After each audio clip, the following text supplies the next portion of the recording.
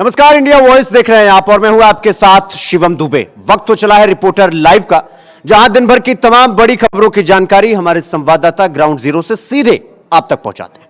Bulletin की शुरुआत करेंगे बड़ी खबर के साथ। आपको बता दें कि आगरा स्थित ताजमहल में एक महिला ने वहां पर जाकर भगवा झंडा लहराया है। क्या है पूरा मामला, बता रहे हमारे सहयोगी जीशा।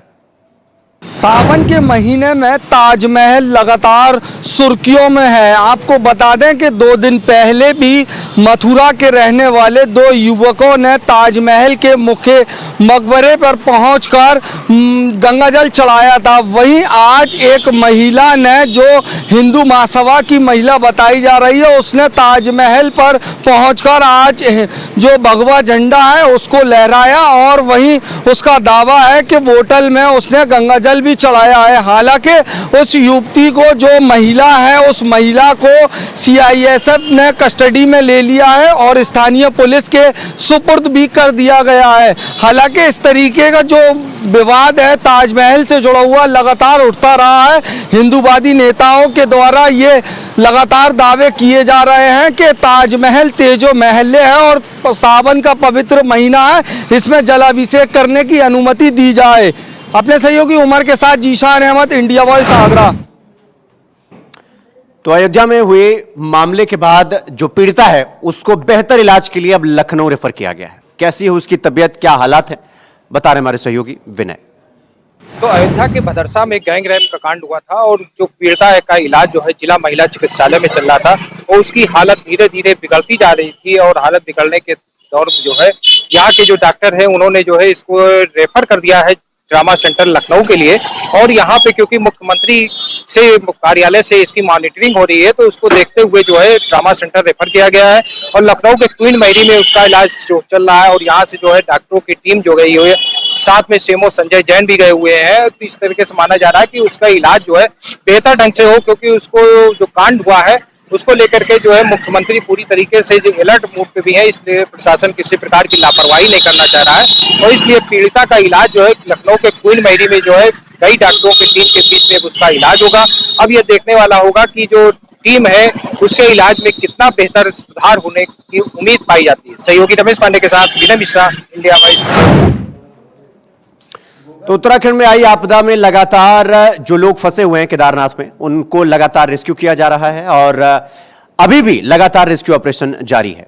इस खबर पर विस्तार पूर्वक जानकारी दे रहे हमारे सहयोगी धनराज।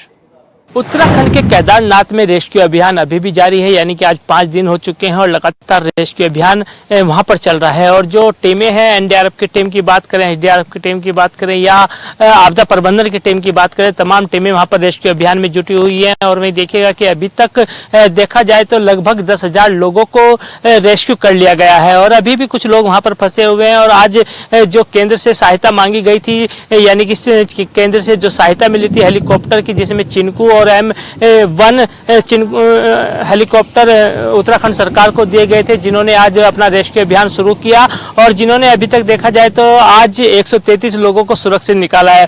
और अभी भी जो रेस्क्यू अभियान है वो वहां पर लगातार जारी है और माना जा रहा है कि शाम तक ये रेस्क्यू अभियान समाप्त हो सकता है। हालांकि मौसम विभाग की तरफ से अभी भी अलर्ट जारी किया गया है और साफ तौर पर कहा गया है कि भारी बारिश कहीं ना कहीं पहाड़ी क्षेत्रों में देखने को मिल सकती है। लेकिन देखा जाए कि आज जिस तरीके से मौसम साफ हुआ था, उसके बाद रेस्क्यू अभियान में तेजी आई और जो लोग वहां पर फंसे हुए थे उनको सुरक्षित निकाला गया है। और अभी भी जो लोग फंसे हुए हैं आज शाम तक उनको निकाल लिया जाएगा, यानी कि माना जा रहा है कि आज जो रेस्क्यू अभियान है वो पूरा हो चुका होगा। लेकिन अभी देखने वाली बात होगी कि क्या रेस्क्यू अभियान अभी पूरा होता है या नहीं, या फिर आगे भी इसी तरीके से रेस्क्यू अभियान चलता रहेगा। लेकिन अभी ये कहा जा सकता है कि उत्तराखंड सरकार लगातार जो लोग वहां पर फंसे हैं उनको निकालने के लिए कटिबद्ध है और मुख्यमंत्री पुष्कर सिंह धामी खुद अपनी नजर इस पर बनाए हुए हैं। समय समय पर अधिकारियों को निर्देश भी दे रहे हैं और जो रेस्क्यू अभियान वहां पर चल रहा है उसमें तेजी लाने के निर्देश भी मुख्यमंत्री पुष्कर सिंह धामी की तरफ से दिए गए हैं। India voice, Dhanrajgarh, Dehradun. तो राव कोचिंग सेंटर हादसे को लेकर सुप्रीम कोर्ट ने संज्ञान लिया है। क्या कुछ कहा है सुप्रीम कोर्ट ने, बता रहे हमारे सहयोगी अजय। एक राव जो इंस्टीट्यूट था वहाँ पर 3 बच्चों की मौत हुई थी, उसको लेकर के अब सुप्रीम कोर्ट ने खुद संज्ञान लिया और कहा कि जिस तरह से वहाँ बच्चों की मौत हुई है, क्या केंद्र सरकार या दिल्ली सरकार और एमसीडी को भी नोटिस भेजा गया। कहा गया कि आखिरकार जिस तरह से इंस्टीट्यूट बनाए जाते हैं, वहाँ कोचिंग सेंटर खोले जाते हैं, क्या खोलने से पहले वहाँ की जो सुरक्षा व्यवस्था है, जो इंतजाम है, क्या वो दर्शाया जाता है एमसीडी को, नहीं दर्शाया जाता, इसका जवाब भी इस एमसीडी से मांगा गया है। वहीं कहीं ना कहीं देखने की बात है कि जिस तरह से ऐसी घटनाएं काफ़ी जगह से आ रही हैं और हर जगह क्योंकि कोचिंग सेंटर होते हैं, एक आईएएस की तैयारी करने वाले बच्चे इस तरह से अपने घर परिवार छोड़कर आते हैं, कहीं स्कूल जाते हैं, लेकिन वह जो लापरवाही देखने को मिलती है, जिस तरह से एक इंस्टीट्यूट के अंदर पानी भरा और जहाँ पर एक मौत का चैम्बर बनेगा, इसको लेकर आज सुप्रीम कोर्ट ने सुनवाई चल रही थी। इसके साथ साथ कहा है कि सुप्रीम कोर्ट ने इसका जवाब दिया जाए, क्योंकि केंद्र सरकार और दिल्ली सरकार साथ में एमसीडी सरकार को भी इसका नोटिस जारी किया है कि आखिरकार जो रखरखाव है, जो व्यवस्था वो कैसी है, उसको लेकर सुप्रीम कोर्ट ने संज्ञान लिया, क्योंकि लगातार ऐसे बच्चे आते हैं। देखना भी होगा कि आखिरकार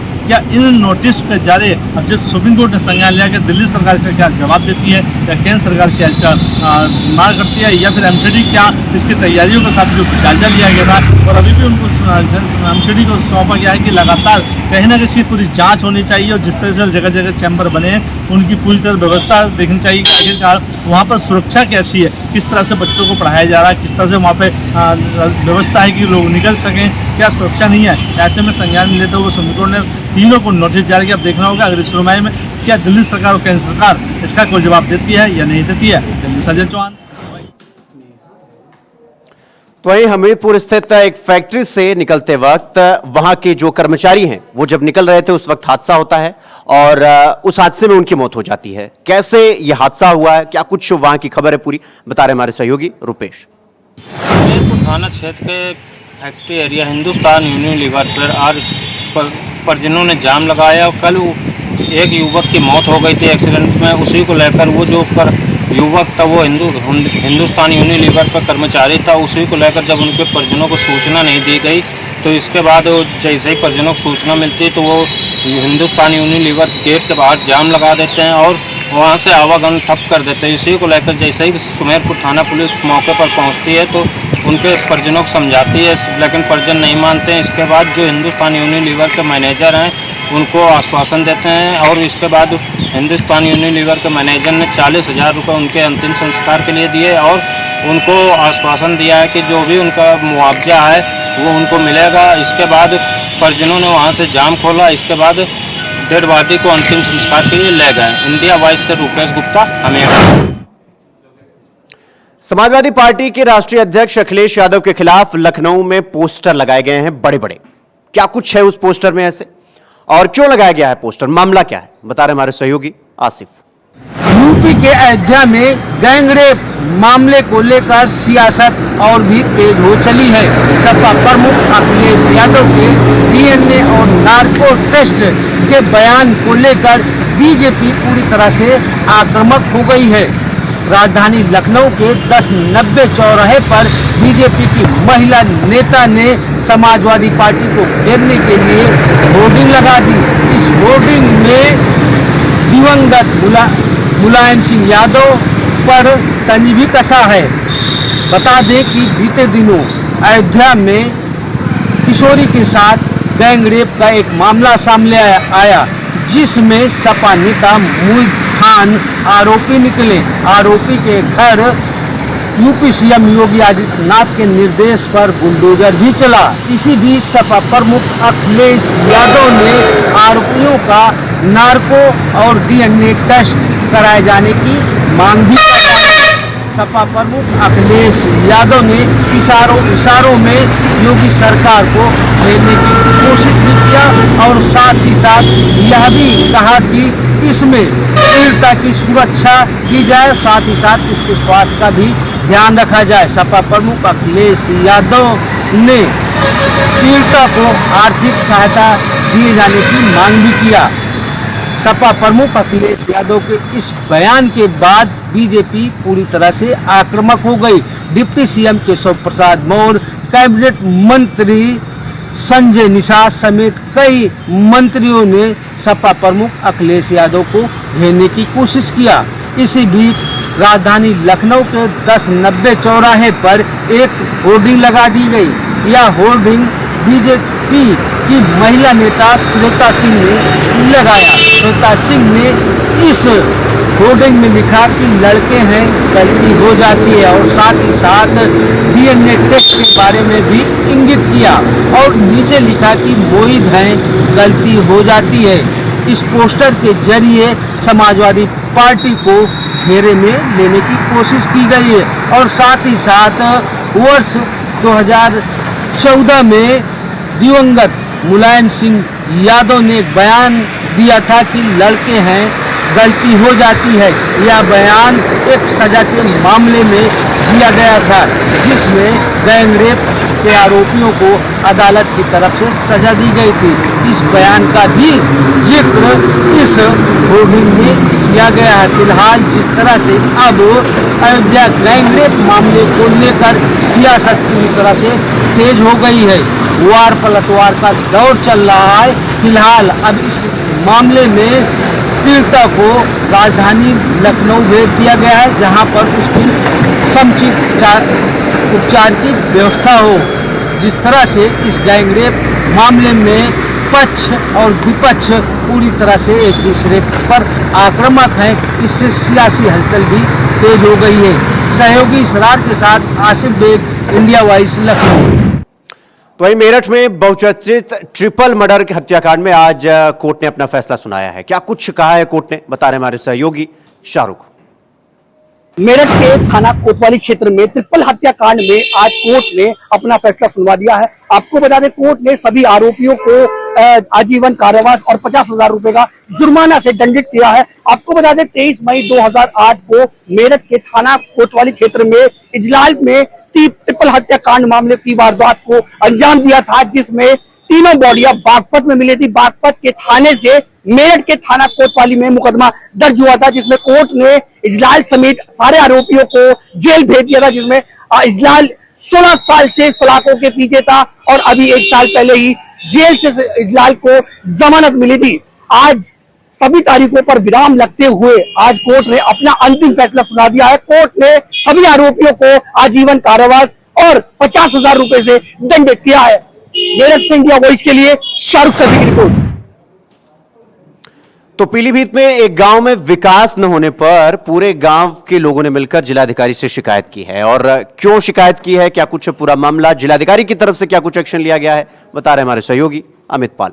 ग्राम पंचायत डूंडा से हमको बता दें कि ग्राम प्रधान के द्वारा अनियमितताएं बढ़ती जा रही हैं। जैसे कि हमको बता दें, ग्रामीण ने सद्दाम ने शिकायत की है, जिसको लेकर करके कई अनियमितताएं प्रधान के द्वारा बढ़ती जा रही हैं। जहां पर लाइटों की अगर बात की जाए, लाइट भी नहीं लगाई गई है, अगर लगाई गई है तो रिपेयरिंग नहीं करवाया जा रही है। और नाली की अगर बात करें तो नाली में पानी भरे होने से रोड पर जिसका पानी उतरता है, रोड में गंदगी फैलने की वजह से कई बीमारियां भी फैल रही हैं। सद्दाम ने डीएम से शिकायत करने के बाद कहा है कि गांव में अंधकार रात में फैला रहता है, जिसके बाद में जंगली जानवर भी आते रहते हैं, काफी ग्रामीणों को परेशानी होती रहती है। लेकिन अभी तक ग्राम प्रधान के द्वारा कोई भी निर्माण न कराए जाने से ग्रामीणों में काफी रोष दिखा है। अगर वहीं बात करें सचिव की, तो वहां के तैनात विजय कुमार पासवान सचिव हैं, लेकिन वो कभी ब्लॉक में ही नहीं आते, तो ग्राम पंचायतों में क्या देखने के लिए जाएंगे। अगर बात की जाए प्रधान की, तो प्रधान ने शपथ के बाद में अभी तक ग्राम पंचायत डूंडा में अभी तक कोई कार्य निर्माण नहीं करवाया, जिसके चलते ग्रामीणों में काफी रोष दिखा है। वहीं आज जो है कि संपूर्ण समाधान तहसील में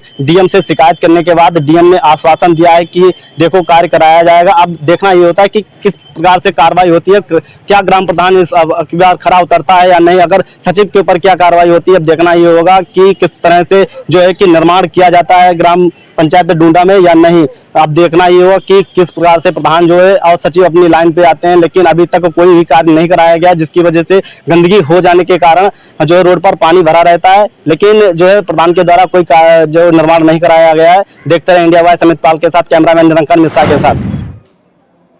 तो रिपोर्टर लाइव में रुकेंगे एक छोटे से ब्रेक के लिए, खबरों का सिलसिला जारी है, फौरन लौट रहा है। तो ब्रेक के बाद एक बार फिर आप सबका स्वागत है मेरे साथ। रुक करेंगे अगली खबर की ओर। उत्तर प्रदेश के डीजीपी प्रशांत कुमार ने लखनऊ में वीडियो कॉन्फ्रेंसिंग के जरिए अधिकारियों के साथ बैठक की है। क्या कुछ खास रहा इस बैठक में, बता रहे हमारे सहयोगी आसिफ।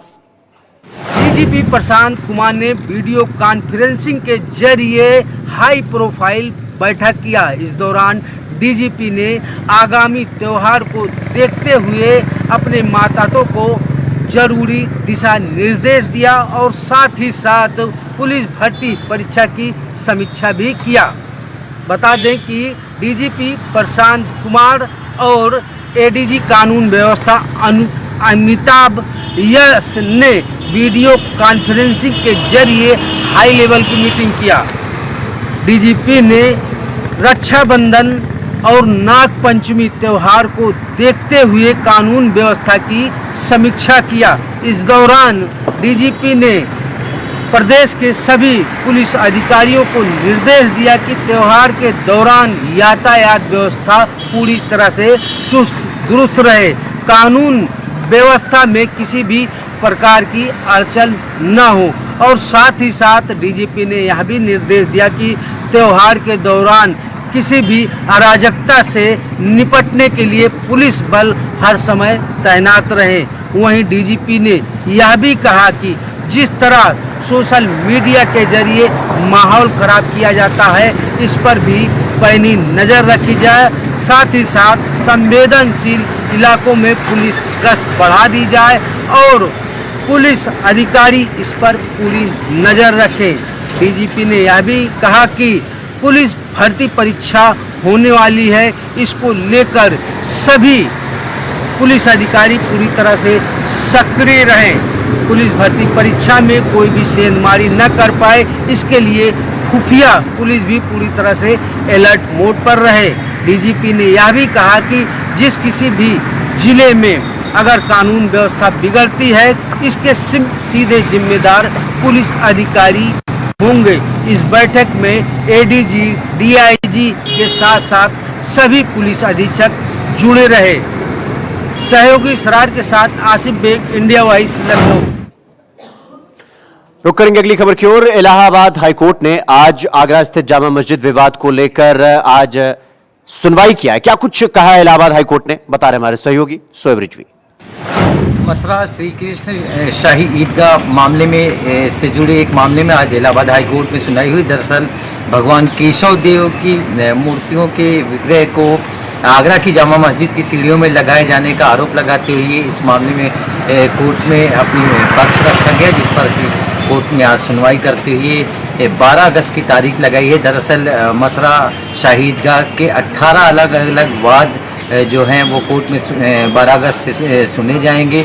इसी से जुड़े एक मामले की आज सुनवाई हुई थी, जिसमें भगवान केशव देव के विग्रह को आगरा की शाही मस्जिद की सीढ़ियों पर लगाए जाने का आरोप लगा है और उसको लेकर के जो हिंदू पक्ष है उसने अपनी दलीलें पेश की हैं और उसी को लेकर के आज सुनवाई हुई और अपने 12 अगस्त को इस मामले में सुनवाई होगी।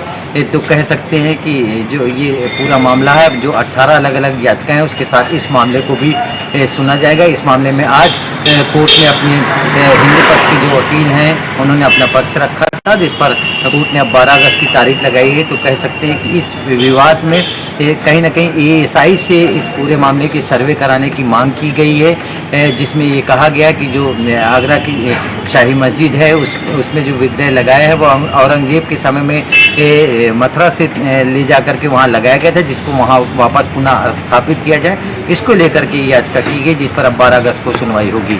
Shoaib Rizvi, India voice, Prayagraj. तो वहीं वाराणसी में कांवड़ियों के साथ पहले मारपीट की गई और इसके बाद उनके साथ लूटपाट भी किया गया। क्या कुछ पूरा मामला, क्या खबर है, विस्तार पूर्वक जानकारी दे रहे हमारे सहयोगी धर्मेंद्र। सावन माह में इस वक्त कांवड़ियों की काफी भीड़ वाराणसी के हर शहर, हर गली, हर मोहल्ले में देर रात हो या सुबह हो दिखाई दे रही है। कांवड़ियों की लगातार भीड़ को देखते हुए जिला प्रशासन ने भी काफी मुस्तैदी दिखाई है। वाराणसी शहर के हर क्षेत्र में कांवड़ियों को लेकर विशेष व्यवस्थाएं की गई है। रहने से लेकर के तमाम शिविर के आयोजन भी किए गए हैं। मगर एक कांवड़िया के साथ मारपीट का एक वीडियो देर रात का जो है वायरल हुआ। इस वीडियो में, वायरल वीडियो में दिखाया जा सकता है कि वीडियो हुकुलगंज क्षेत्र का है, जिसमें किसी कांवड़ियों को सुनसान क्षेत्र में ले आकर के किसी के द्वारा जो है मारपीट की जाने की वीडियो या सीसीटीवी में कैद दिखाई जाती है। इस मामले को लेकर के आज जो है वाराणसी के डीसीपी कोरोना जोन से चंद्रकांत मीणा से बात की गई। चंद्रकांत मीणा ने कहा कि इस मामले को लेकर अभी तक किसी तरह की कोई लिखित जो है शिकायत हमको नहीं मिली है, मगर शिकायत मिलते ही त्वरित तौर पर जांच की जाएगी और जांच करके इस पर बड़ी कार्रवाई की जाएगी। कांवड़ियों को लेकर के यह बड़ा एक मामला है वाराणसी में सामने उभर करके आया है। अब यह देखना होगा कि इस कांवड़िया के साथ इस लूटपाट के मामले को लेकर के वाराणसी पुलिस क्या एक्शन लेती है। वाराणसी से धर्मेंद्र पांडे, इंडिया वॉइस। तो उत्तराखंड के मुख्यमंत्री पुष्कर सिंह धामी देहरादून में सूचना और जन लोक सूचना के विभाग के साथ समीक्षा बैठक की है। क्या कुछ खास रहा इस बैठक में, बता रहे हमारे सहयोगी अभय कैंतुरा। मुख्यमंत्री पुष्कर सिंह धामी ने आज उत्तराखंड सूचना एवं लोक संपर्क विभाग की समीक्षा बैठक की। इस बैठक में मैराथन चली। उस बैठक में विभिन्न मुद्दों पर बातचीत यहाँ पर की गई है। सूचना विभाग के जो कार्य उन कार्यों में किस प्रकार से विभाग आगे बढ़ रहा है, विभाग की कौन सी योजना है, जो दीर्घकालीन योजना है, उन सब चीजों की जानकारी यहाँ पर इस समीक्षा बैठक में ली गई है।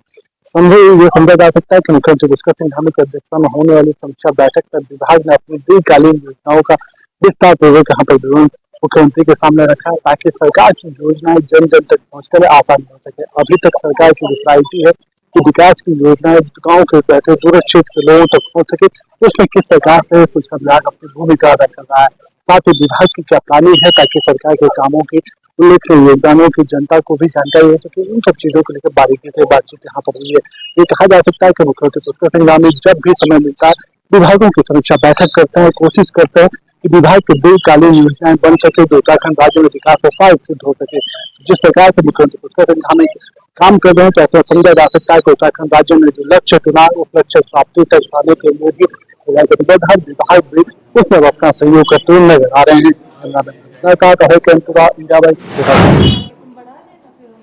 तो वही अलीगढ़ मुस्लिम यूनिवर्सिटी के इंजीनियरिंग के छात्रों ने कैंपस का मेन रोड ही ब्लॉक कर दिया, लेकिन क्यों, वजह क्या है इसके पीछे, बता रहे हमारे सहयोगी शहनवाज। अलीगढ़ मुस्लिम विश्वविद्यालय के इंजीनियरिंग के छात्रों के द्वारा कैंपस रोड को जाम करके जोरदार प्रदर्शन किया गया है। साफ तौर पर अलीगढ़ मुस्लिम विश्वविद्यालय के छात्रों का कहना है कि जिस तरीके से एमयू एडमिनिस्ट्रेशन ने अपनी मनमानी दिखाते हुए 120 छात्रों को फेल कर दिया, तो कहीं ना कहीं उनके साथ ज्यादती करी है। तो वहीं जाकिर हुसैन इंस्टीट्यूट कॉलेज के लेकर 120 छात्रों को फेल किया गया, जिस पर आक्रोशित छात्रों के द्वारा कैंपस रोड को जाम कर जोरदार प्रदर्शन किया है। तो वहीं एमयू के छात्रों का साफ तौर पर कहना है कि जब तक उनकी एमयू एडमिनिस्ट्रेशन मांगे नहीं मान लेगा, तब तक इस रोड पर जाम रहेगा। और तो वहीं जम्मू में अखनूर सेक्टर में एलओसी के करीब जो संदिग्ध गतिविधि है वो अब तेज हो गई है, लेकिन क्यों, क्या कुछ है पूरा मामला, बता रहे हमारे सहयोगी शुभम। जम्मू कश्मीर में लगातार आतंकी हमले हो रहे हैं, जिसको लेकर अगर आज की बात करें तो सुबह तड़के ही जो है पाकिस्तानी आतंकवादियों के दो ग्रुप जो है वो अखनूर एलओसी से जो है वो घुसपैठ करने की कोशिश की, जिसके बाद एक ग्रुप पर जो है वो लगातार सुरक्षा बलों ने ताबड़तोड़ फायरिंग करना शुरू कर दी और सुरक्षा बलों को लग रहा था कि शायद दूसरा ग्रुप जो है वो घुसपैठ जो है वो करने में कामयाब ना हो गया हो। आपको बताएं तो तड़का सुबह पहली किरण में ही जो है वो सुरक्षा बलों ने एक बड़े पैमाने पर वहां पर सर्च ऑपरेशन चलाया और जिसके बाद जो है अभी तक उस इलाके में जो है वो सर्च ऑपरेशन चलाया जा रहा है। साथ ही साथ आपको बताते चले तो 5 साल पूरे हो चुके हैं यहाँ 370 को टूटे हुए, और उसका जश्न जो है वो कहीं ना कहीं भारतीय जनता पार्टी जो है वो मना रही है। और इसकी पहले इनपुट्स थे कि आतंकवादी जो है वो आज के दिन एक बड़ी घुसपैठ जो है वो कर सकते हैं, पर आपको बताएं तो दो ग्रुपों ने जो है वो एलओसी पर जो है वो घुसपैठ करने की कोशिश की और एक ग्रुप पर जो है हमारे सुरक्षा बलों ने ताबड़तोड़ फायरिंग की और सुबह से अखनूर एलओसी पर जो है वो सर्च ऑपरेशन जारी है। वीडियो जर्नलिस्ट राहुल के साथ Shubham Bogle, India voice, Jammu Kashmir. तो वहीं बिहार रक्षा वाहिनी स्वयं सेवक संघ के लोग लगातार विरोध प्रदर्शन कर रहे हैं। इस खबर पर विस्तार पूर्वक जानकारी दे रही है हमारी सहयोगी नेहा।